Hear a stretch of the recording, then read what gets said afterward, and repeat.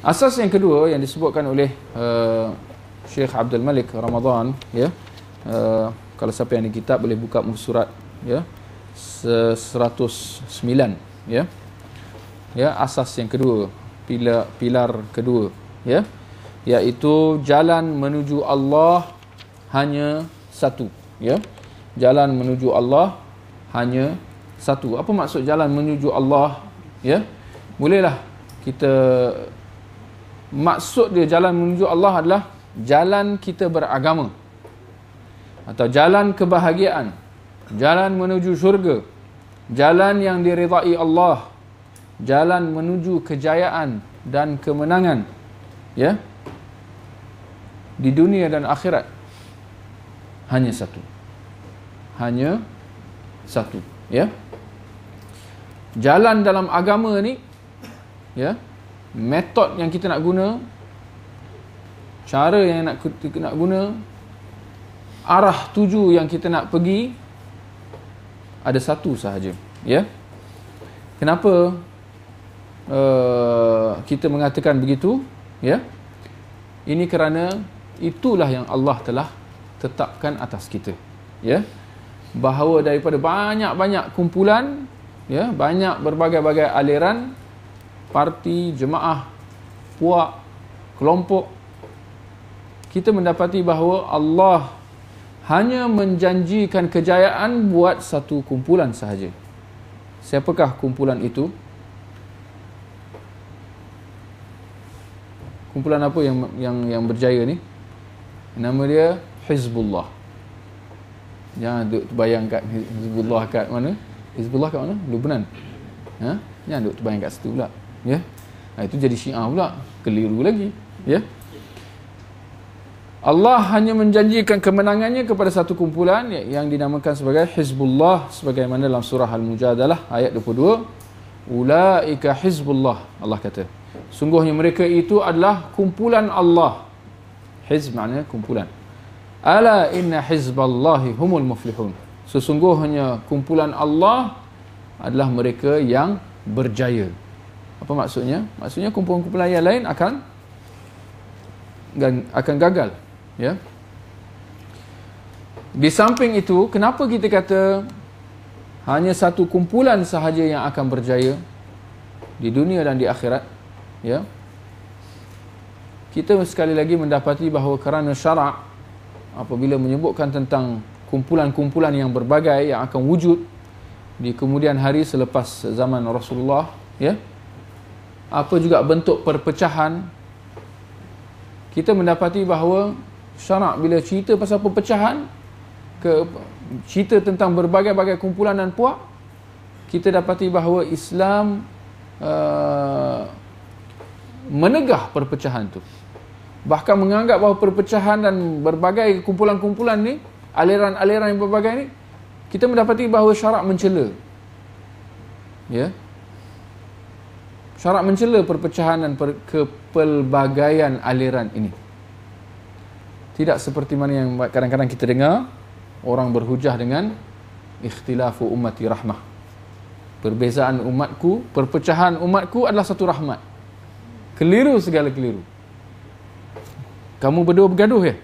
Pergaduhan kamu ini adalah satu rahmat. Kita pun pening. Mana nak pening? Maknanya kalau saya berbaik, berdamai, itu adalah satu azab, satu malapetaka. Jom kita gaduh lah, satu rahmat semua. Keliru kan? Dan hadis ini adalah hadis yang tidak ada asasnya, ya. Tidak ada asasnya. Dia adalah hadis yang tidak benar, ya, tidak sahih sama sekali, ya. Sebaliknya kita kata ikhtilafu ummati adalah apa? Sebetulnya apa? Ikhtilafu ummati syarr, ya. Perbezaan, perbalahan umat ini adalah satu kejahatan, keburukan, ya, satu kecelakaan, ya. Bahkan perpecahan itu kalau kita lihat dalam Al-Quran, lebih cocok, lebih sesuai untuk orang-orang kafir. Seperti mana dalam surah Ar-Rum ayat 31, Allah kata, wala takunu minal musyrikin, dan jangan kamu jadi seperti orang-orang kafir musyrikin ni. Apa antara sifat mereka, orang kafir ni? minal ladzina farraqu dinahum, iaitu golongan yang memecah belahkan agama dia. Agama yang diturunkan kepada mereka satu, seperti mana agama yang dibawa oleh Nabi Musa atas orang Yahudi, agama yang dibawa oleh Nabi Isa kepada orang-orang Kristian.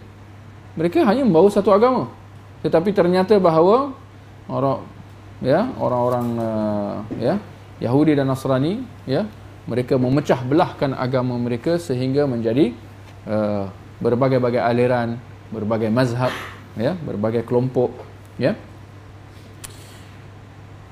Begitu juga apabila Nabi menceritakan tentang perpecahan umat ni, umat Islam, ternyata bahawa umat Islam pun akan berpecah. Dan hal ini telah dinyatakan oleh Nabi SAW. Maka kita tak payah nak duduk pening lah. Tak payah nak duduk risau. Duduk risau, macam mana umat Islam ni berpecah. Seolah-olah dia tak bersetuju dengan apa yang Allah telah tetapkan. Kerana itu realiti. Allah dah tetapkan bahawa umat Islam ni akan berpecah. Awak suka tak suka, umat Islam akan berpecah. Umat Islam akan berbalah. Tetapi jangan keliru, jangan salah faham. Ini tidak berarti bahawa perpecahan dan perbalahan mereka itu adalah satu yang baik. Jangan dikelirukan antara dua tu. Itu adalah satu yang telah ditetapkan oleh Allah. Umat Islam akan berpecah. Tetapi itu tidak berarti bahawa ia baik. Bahkan ia adalah satu yang buruk. Maka kita dapati juga apabila syarak menyebutkan bahawa umat Islam ni akan berpecah, sekali lagi kita lihat Nabi kata semua 73 kumpulan tu masuk neraka kecuali satu kumpulan sahaja. Kita lihat bagaimana bahawa yang benar tu sentiasa satu je. Yang benar mazhab ni, atau nak panggil aliran ataupun kelompok, kumpulan, dia sentiasa satu sahaja. Imam As-San'ani apabila menceritakan tentang, mensyarahkan hadis tentang perpecahan umat Islam, iaitu dalam hadis yang sahih daripada riwayat Abu Daud, di mana Nabi mengatakan bahawa sungguhnya orang Yahudi dan Nasrani telah berpecah dan sesungguhnya umat ini, umat Islam juga akan berpecah kepada 73 kumpulan. Lalu Nabi kata 72 masuk neraka, hanya satu saja masuk syurga. Imam As-San'ani apabila menyebut hadis ni, mengatakan bahawa bukan maksud hadis ni tidak bermaksud untuk nak menyebut tentang banyaknya orang yang sesat, yang akan masuk neraka. Sebaliknya maksud perpecahan umat ni adalah tentang betapa luasnya jalan perpecahan itu. Berapa luasnya jalan yang boleh membawa kita kepada kesesatan. Adapun jalan yang membawa kita kepada kebenaran itu, dia tak luas. Sebaliknya dia sangat sempit. Kerana dia hanya cukup untuk satu kumpulan sahaja. Itu maksud hadis perpecahan umat. Ada ulama yang spesify 72 golongan zaman satu. Adakah terdapat di kalangan para ulama yang menyebutkan tentang yang mendetailkan tentang siapakah kumpulan-kumpulan yang dimaksudkan oleh Nabi dalam 72 kumpulan yang akan masuk neraka tu? Ada para ulama yang telah menyebutkan secara satu persatu kumpulan-kumpulan yang berpecah, yang wujud selepas zaman awal Islam, mereka detailkan. Ada, tinggal lagi saya tak ingat ulama tersebut. Dan ada juga yang menyebutkan bahawa 72 ini adalah pecahan-pecahan. Sebaliknya semua kembali kepada 4 kumpulan utama. Manakala yang jadi 72 tu dia adalah pecahan daripada 4 kumpulan ni. Pun sekali lagi saya kurang pasti apa 4 kumpulan yang disebutkan oleh ulama tersebut. Ada yang mengatakan Khawarij, Syiah, Qadariyah dan Jahmiyah barangkali. Ya, ini adalah 4 kumpulan utama sesat ya dalam masyarakat Islam. Dia jadi 72, ia adalah pecahan daripada 4 kumpulan ini. Walau apa pun, sekali lagi kita kata bahawa ya, kita tidak diwajibkan oleh syarak untuk mengenal pasti kumpulan-kumpulan sesat ni. Kita tidak disyariatkan, kita tidak diwajibkan untuk mengetahui kumpulan-kumpulan yang sesat setiap satu itu. Apa yang wajib atas kita adalah untuk mengenal pasti satu yang betul tu, supaya kita berada di dalamnya. Ya, boleh insyaAllah. Ya, Imam Ibn Al-Qayyim ya menyebutkan bahawa ya, ini kerana jalan yang akan membuatkan kita sampai kepada Allah adalah satu, iaitu jalan yang diutuskan buatnya para rasulnya dan diturunkan kitab-kitabnya, dan tidak ada sesiapa yang akan sampai kepadanya, yakni jalan Allah. Tidak akan ada sesiapa yang sampai kepada keredaan Allah ya, kecuali dengan melalui jalan ini. Dan sekiranya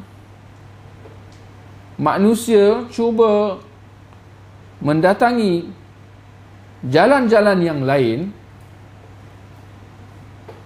dan mereka cuba membuka pintu-pintu yang lain, ini nescaya mereka akan mendapati bahawa jalan-jalan tersebut tidak membawa mereka ke mana.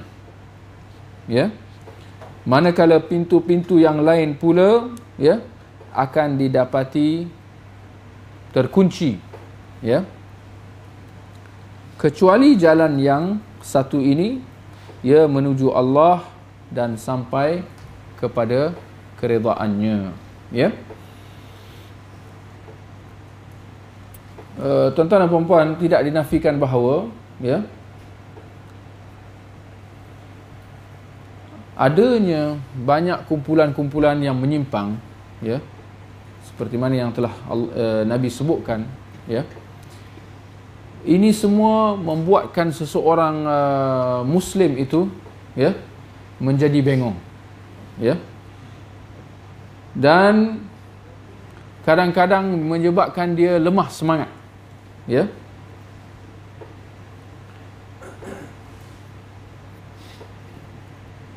Dan kadang-kadang apabila kita, ya, kita melihat perpecahan umat itu, ya, menyebabkan kita jadi lemah semangat, menyebabkan kita merasa, ya, merasa apa? Merasa bahawa dah banyak kumpulan-kumpulan ni, nak cari satu tu senang ke susah? Susahlah, sebab banyak ni. Kita dah sebut tadi, yang benarnya adalah satu saja. Tapi bila dia nak cari satu tu, dia jadi malas, ya, menyebabkan akhirnya dia kata, lebih baik aku bersama dengan majoriti, ya, apa yang masyarakat buat, aku buatlah, kerana itu jauh lebih mudah untuk dia, ya, berbanding kalau dia nak cari, nak kena semak, nak kena kaji, nak kena belajar, nak kena datang kuliah seperti ini, ya. Lebih baik aku duduk je dan pergi kat masjid, apa yang masyarakat buat dalam masjid tu aku buat je lah, ya. Kerana dengan bersama dengan ramai-ramai, ini psikologi. Ini masuk dalam bab psikologi sikit. Bila dia ramai-ramai, dia rasa senang, dia rasa selamat, ya. Sedangkan keselamatan yang dia rasa itu tak semestinya adalah hakiki, ya. Apatah lagi kalau ramai-ramai itu tengah buat benda yang salah, ya, itu bahaya segala bahaya. Tetapi itu dia psikologi manusia, ya, merasa lebih senang untuk bersama dengan majoriti, ya. Dan kalau dia bersendirian, dia rasa tak senang, dia rasa gelisah, ya. Kalau semua dah ramai-ramai tengah yahana-hana, awak duduk sorang-sorang, ya, itu rasa tak tenang, kan. Jadi akhirnya kita pun goyang-goyang sikit lah, ya. Imam Ibn Al-Qayyim mengatakan, man istatala at-tariq dha'ufa mashyuh. Barang siapa yang menganggap bahawa perjalanannya jauh, ya, maka akan lemahlah langkah perjalanan dia. Ya. Inilah dia bila duk fikir, alamak nak cari satu tu. Ya. Dan jalan yang satu ni pula apa sifatnya? Ya. Dia bersifat lurus. Siratal mustaqim. Ya. Manakala jalan-jalan yang menyimpang ni, apa sifat dia? Lurus ke bengkang-bengkok? Bengkang-bengkok. Ya. Dia bersifat bengkang-bengkok. Dia lurus, jalan sirat mustaqim ini bersifat lurus kerana dia adalah jalan yang berpandukan kepada wahyu dan ada prinsip-prinsip yang jelas. Tak boleh nak main-main. Tak boleh nak ikut suka hati. Tapi jalan-jalan kesesatan ni dia adalah jalan-jalan syaitan yang dipengaruhi oleh hawa nafsu dan syahwat. Dan dia boleh pergi mana-mana. Mana yang nafsu dibawa dia jadi. Itu jadi bengkak-bengkok. Tetapi nak kata orang yang berada pada jalan yang lurus, kalau dipandang sampai ke ujung tu, jauh ke dekat? Jauh. Nak sampai tu. Nak sampai ke syurga, alamak jauhnya. Tapi bila dia tengok jalan bengkok-bengkok ni, dia nampak sampai kat selekoh tu je. Ni dekat sikit. Sebab tu manusia lebih suka untuk pergi ke lorong-lorong ni. Ya. Macam kalau kita naik highway lah. Tengok, alamak jauhnya nak sampai manalah. JB ke. Ya. Sebelahan. Bawa laju buat sebelah. Sekali lagi. Jadi kita tengok jalan straight tu. Ha. Bawa laju buat slow. Ya, betul. Barakallahu fiik. Sebab tu JKR dia kalau boleh dia nak bagi bengkang-bengkong sikit. Sebab bila ramah dia lama dah laju dah. Tahu-tahu kaki dah sampai lantai kereta kan. Jadi laju. Tapi seperti yang hantar katalah dia jadi macam tak cukup laju lagi. Satu lagi lama-lama dia ngantuk. Itu antara sebabnya kenapa kadang-kadang dia buat jalan tu bagi bengkong, bagi mencabar sikit. Supaya dia terjaga. Tapi itulah dia, ya. Imam Al-Qayyim kata, barang siapa yang menganggap bahawa perjalanannya jauh, dia tengok jauh tu, kalau dia rasa tu jauh, itu sahaja sudah cukup akan melemahkan semangat dia. Dan ini tak patutlah, ya. Tak patut kita melihat daripada sudut pandang seperti itu. Sebaliknya, hendaklah kita terus, ya, mantapkan, kita terus teguhkan diri kita untuk terus berada pada jalan yang lurus itu, ya. Sama ada jauh atau tidak, yang penting kita berada di atas jalan yang benar, ya. Apa yang dimaksudkan oleh penulis bahawa jalan menuju Allah hanya satu, ya. Yang dimaksudkan di sini adalah rukun iman yang pertama, tapi bahagian yang kedua tu dalam kalimah syahadah kita yang kedua tu, ya. Kalau asas yang pertama yang kita sebut tadi iaitu ikhlas, dia adalah kalimah syahadah pada bahagian yang pertama tu, la ilaha illallah, asyhadu an la ilaha illallah. Jalan menuju Allah hanya satu, yang dimaksudkan adalah wa asyhadu anna Muhammadar Rasulullah, ya. Kerana Rasulullah datang kepada kita, diutuskan kepada kita untuk menunjukkan kepada kita jalan menuju kepada Allah, ya. Maka apabila kita patuh pada jalan yang ditunjukkan kepada kita oleh Rasulullah, ya, kita telah merealisasikan bahagian yang kedua dalam kalimah syahadah tu, ya. Wa asyhadu anna Muhammadan abduhu wa rasuluh, ya. Dan itu jugalah, ya, dalam dua syarat ibadah, ya. InsyaAllah kita sedia maklum, ya, setiap ibadah yang kita lakukan itu ada dua syarat, ya. Yang pertama adalah ikhlas, ya, dan yang kedua adalah ittiba', ya. Barakallahu fikum, ya. Maka jalan yang dimaksudkan dalam asas yang kedua ni adalah apa jalan itu? Ittiba', ya. Ittiba', ikut sunnah Nabi sallallahu alaihi wasallam, ya. Dan kalau kita lihat, ya, kita ada masa sampai jam apa? 10. Oh, ini pun aku 10 dah. 10.15. Okey, ada sikit lagi. Okey, sikit lagi. Ya. Kalau kita lihat jalan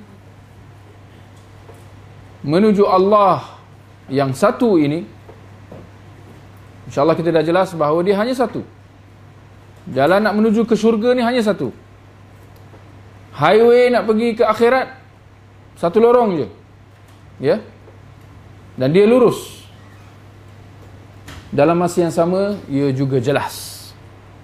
Tidak ada kekaburan. Dia lurus. Jelas. Dan dia cukup. Tak perlu nak singgah mana-mana.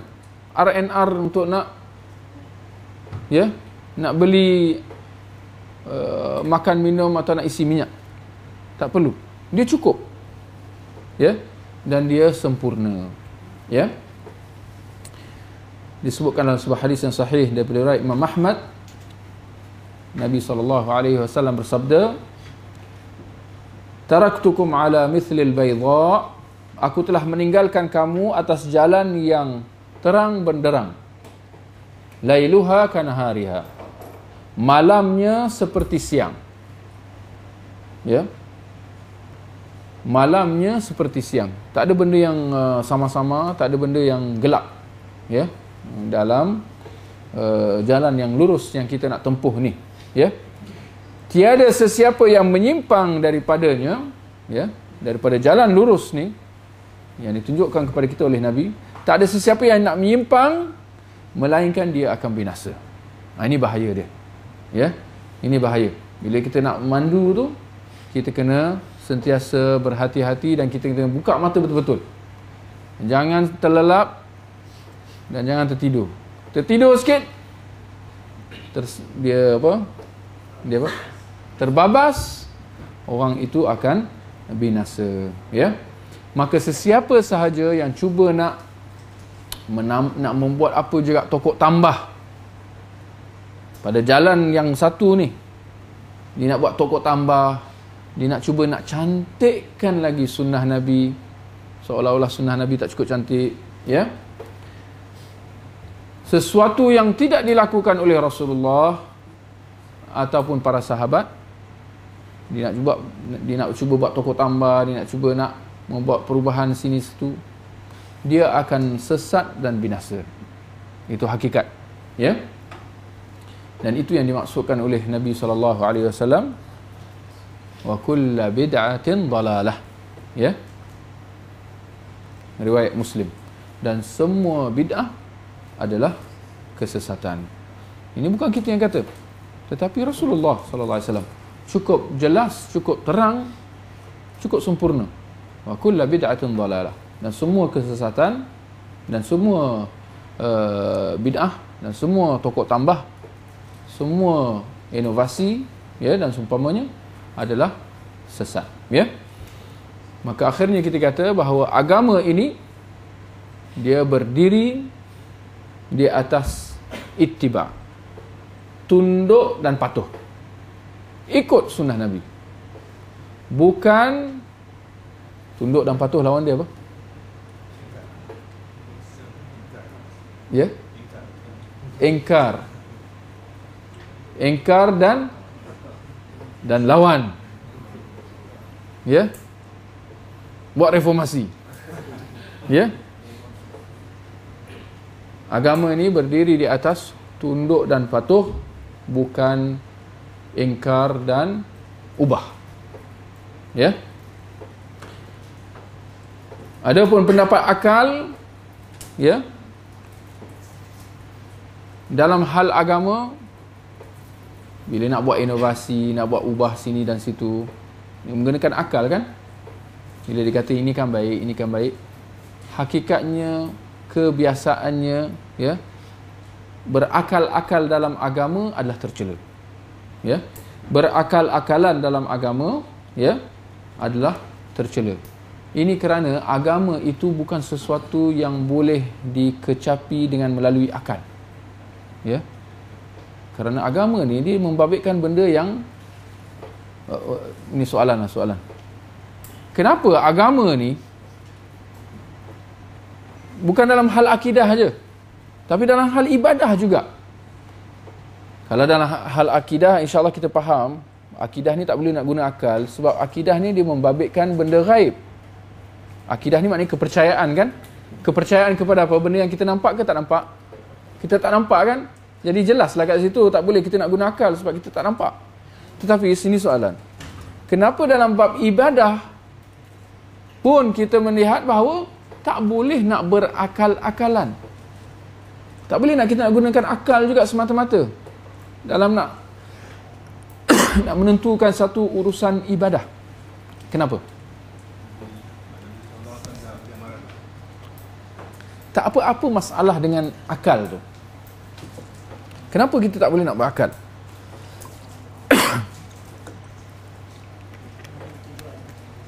Ya? Kenapa jadi divert pula?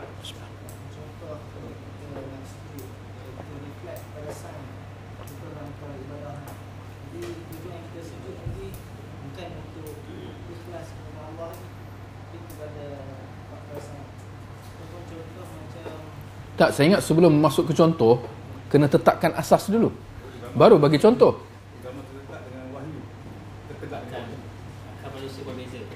Akal manusia berbeza. Mana ada yang betul, ada yang tak betul. Ada yang fikir macam ni, ada yang faham macam ni, yang fikir masing-masing. Ya? Macam inilah. Bagaimana kalau kita kata, tengok jawapan ni, setuju atau tidak? Apabila kita kata kerana dalam masalah akidah, insya-Allah jelas, kerana akal tidak boleh mengecapi benda yang ghaib, benda yang dia tak nampak. Okey. Akal ni dia sentiasa dipengaruhi oleh panca indera kan? Apa yang dia nampak, apa yang dia dengar, apa yang dia rasa, apa yang dia sentuh kan? Apa yang dia hidu. Itu bolehlah dia capai. Tapi benda ghaib dia tak boleh nak fikirlah 3 hari 3 malam, tak bayang juga. Tapi nak kata dalam ibadah pun, dalam urusan solat, dalam urusan zikir ke apa ke, pun kita tak boleh nak menggunakan akal-akalan. Kenapa? Kerana sejauh mana pun kita cuba nak fikir, kita tidak akan dapat mampu memahami apa yang Allah nak daripada kita. Bentuk ibadah yang macam mana Allah nak kat kita. Ibadah bila kita buat adalah sesuatu yang kita lakukan untuk nak apa? Untuk nak mencari keredaan Allah, supaya Allah redha kat kita kan. Tinggal lagi, bolehkah kita nak gunakan akal untuk kita tahu apa yang Allah suka? Aku ingat Allah lebih suka kalau kita solat tu kita joget. Boleh? Aku ingatlah kalau kita puasa ni, kalau kita lanjutkan sedikit, bukan sampai maghrib, kita sampai isyak. Isyak baru kita buka puasa. Ingat itu Allah lebih suka. Boleh. Dia pun kata ingat, maknanya dia tak pastilah. Ya. Aku rasa Allah lebih suka.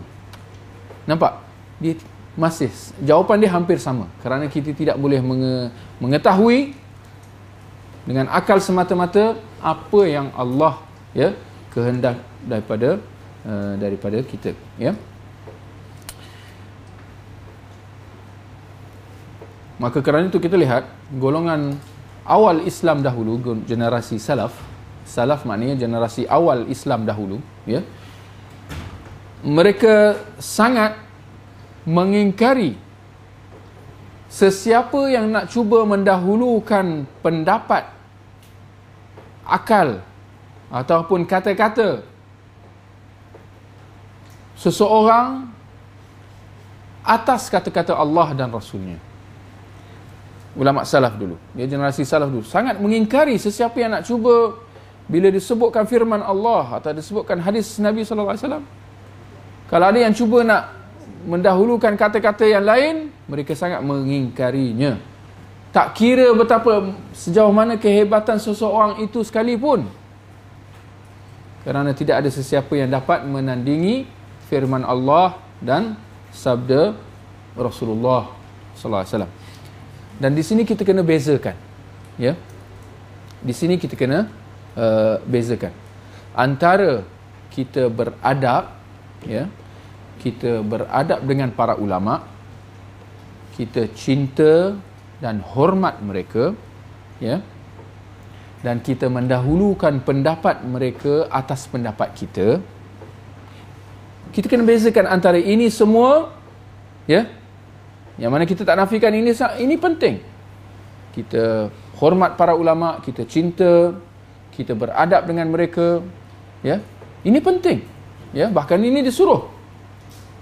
Tetapi dalam masa yang sama kita kena bezakan antara itu dan tuntutan supaya kita sentiasa mendahulukan firman Allah dan sabda Rasulullah atas kata-kata sesiapa pun, walaupun kata-kata ulama yang hebat.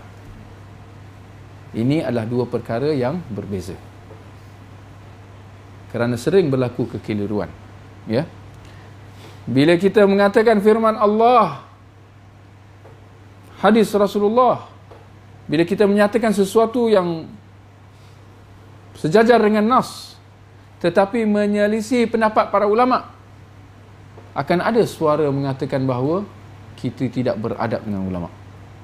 Kita ni kita, ya, tidak biadab, ya. Kita biadab dengan para ulama. Kita ni macam-macam, ya, kita ni menolak para ulama. Kita benci para ulama dan seumpamanya. Kita nak menafikan para ulama. Hakikatnya bukan itu isu ni, ya. Ini dia adalah dua isu yang berbeza.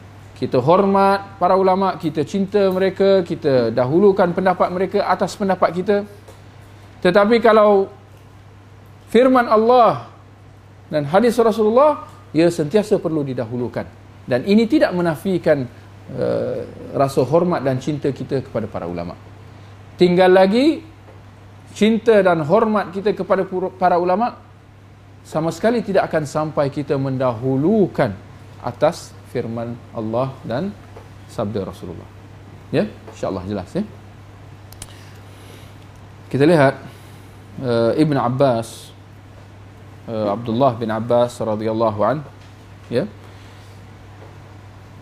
Dalam satu peristiwa, dikala adanya perbahasan di kalangan masyarakat ketika itu tentang satu permasalahan, maka Ibn Abbas menyebutkan tentang apa yang Rasulullah sallallahu alaihi wasallam telah jelaskan dalam masalah itu. Lalu sebahagian daripada yang hadir mengatakan bahawa apa yang kau katakan Ibn Abbas berbeza dengan apa yang disebut oleh Abu Bakar dan Umar dalam masalah haji, barakallahu fiik, ya. Maka mereka, sebahagian daripada yang hadir, mereka berhujah dengan pendapat Abu Bakar As-Siddiq dan Umar Al-Khattab. Dan insya-Allah kita maklum tentang siapa Abu Bakar dan siapa Umar. Ini mereka berdua ini adalah orang yang paling hebat daripada kalangan umat Nabi Muhammad sallallahu alaihi wasallam. Kan? Siapakah ulama yang paling hebat? Dah tak tahu jawab. Baru sebut. Siapakah ulama Islam yang paling hebat? Abu Bakar As-Siddiq. Siapa ulama yang kedua yang paling hebat? Umar Al-Khattab. Maka sebahagian daripada yang hadir mereka berhujah dengan pendapat Abu Bakar dan Umar. Ternyata bahawa Ibn Abbas mengatakan, arahum sayahlikun. Aku melihat bahawa mereka ni akan binasa. Aqul qala an-nabiy sallallahu alaihi wasallam. Aku mengatakan sabda Nabi sallallahu alaihi wasallam, mereka pula wa yaqulun qala Abu Bakar wa Umar. Mereka pula nak berhujah dengan kata Abu Bakar dan Umar. Ya. Maknanya kata-kata Nabi sallallahu alaihi wasallam tidak boleh disanggah dengan kata sesiapa pun, walaupun kata Abu Bakar dan Umar. Kata-kata Nabi SAW sentiasa perlu didahulukan. Ya? Bagaimana pula dengan ulama-ulama yang datang kemudian?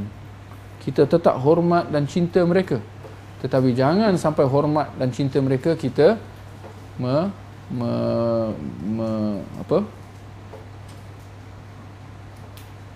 jangan sampai kita utamakan atas firman Allah dan hadis Rasulullah SAW.